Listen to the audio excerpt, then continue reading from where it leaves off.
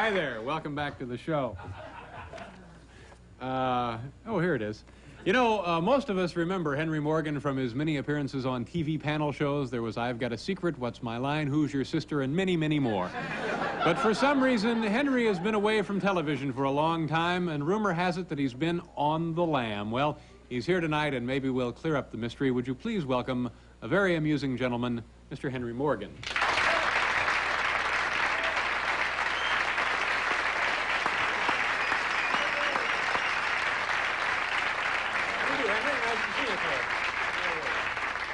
Nice to see you. I couldn't help but notice a facial wound of sorts.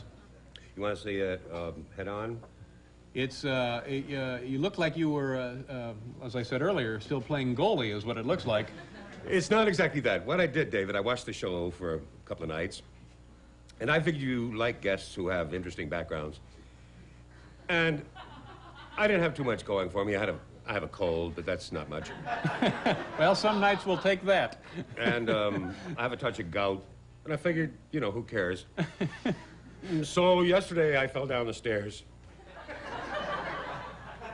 to help the show. Unbelievable. I appreciate it. It's very thoughtful of you. Now, in answer to your next question, which is how did you manage to fall down the stairs? Oh, yeah, that's right. That's right. Sure. It was not too easy. We have a staircase in the house, and there's a picture on the wall. And yesterday morning, I decided the picture didn't belong on that wall anymore. It belonged on the wall over there. Now, there's steps. So about the 8th step is where you would put the ladder with the Encyclopedia Britannica. The Encyclopedia Britannica, you put the books on the 7th step till it evens off, and the 7th step is the same height as the 8th step. Mm-hmm. That's where you put the ladder, you see? That's right. But I didn't want to go through all that again. So I reached up this way, am I holding any of your attention? Oh, yes, I'm fascinated. And I fell down, and I knocked myself out, by the way. Actually, out cold. Oh, yeah.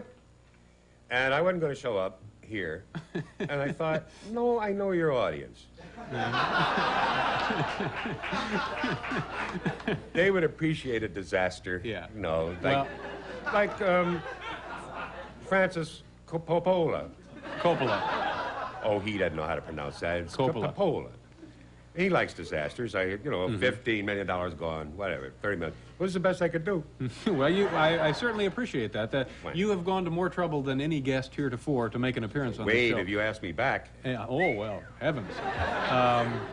Now, I wanted to refer back to the introduction I gave you, which is a little embarrassing. Been on the lam. Now, I generally know what that means, but what, for folks who may not know what that means, what does that mean? I don't know. It's your introduction. No, I know that. Come to think of it, he's right. Now, this has something... I've known about this for a long time. You apparently couldn't or shouldn't be here, right? Because of... It's all right now for the moment. I was on the lam, as your writer there so quaintly put it. I have an ex-wife. And I've had this ex-wife for some time. Mm-hmm. What year were you born? 47. That's it. Since 47, I have had an ex-wife, and she sues me for some reason or other. I got married in that year, and we were separated same year. Mm-hmm. 47. Well, about 10 or 12 years ago, I was in New York, and I wasn't exactly working. And she was exactly suing again. And it got to the point where they issued a warrant for my arrest to put me in the jailhouse. And I didn't feel like going to jail. It's not my kind of thing. You know, So I went to Canada. Huh. Now, this is 34 years ago. Yes, isn't it? Now, but what does the woman want from you? Freud asked that question.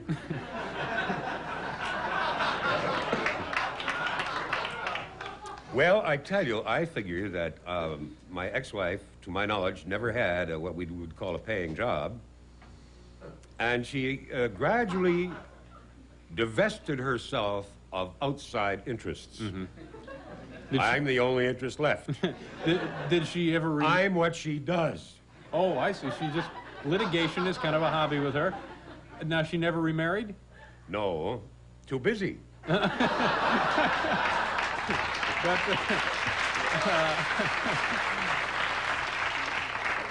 But now, by virtue of your appearance here, Yeah. aren't you subjecting yourself to possible arrest?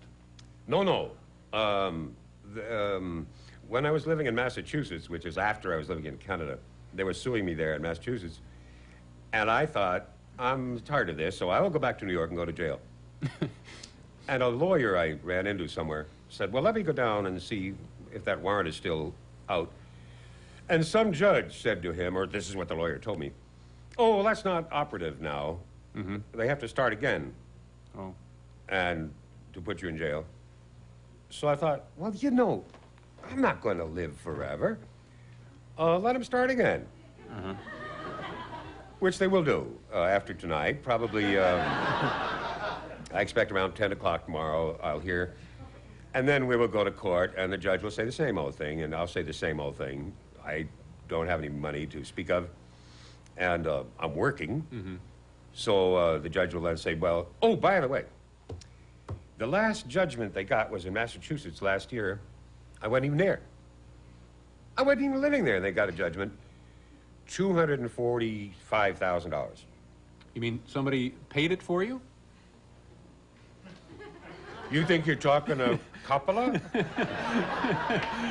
Nobody paid it for me. But you made it sound like they collected and you weren't even there. We can't collect it. No. They have a judgment, which is good in any state in the union. So, I see. They will merely go to court here. They don't even have to go. They phone it in. And then a cop or somebody will show up and say, hey, you got to go downtown and talk to somebody about this. And I will say, you know, you've got to be kidding, $240,000. Well, what do you have? And, well, I got a new wife, for one thing. But I ain't going to trade that one in. No, she's not interested in that, I wouldn't guess. No, this is a class act. And, now, have you paid anything? I mean, I know it's none of my business, but have you given this woman a cent, a nickel? Oh, up to the time where I quit, she'd cost about $650,000. Not just her lawyers got a lot, you know, that too. But, you know, it's not only I got tired of paying, I wasn't working. Yeah. As tell you, I was more tired than not working. After 25 years or so, you begin to wear down, and you say, why am I doing this? No children. Yeah. Don't you think you could maybe go to a judge and say, look, I've coughed up over $500,000 here. This ought to be comfortable for anybody, and let's do something else. Let's get a different judgment. Let's declare it nil and void or null and void or whatever. It doesn't quite work that way because it's a contract. And I had to sign, I had to buy the divorce. And one of the provisions was, you will pay this woman for 10 years after you die.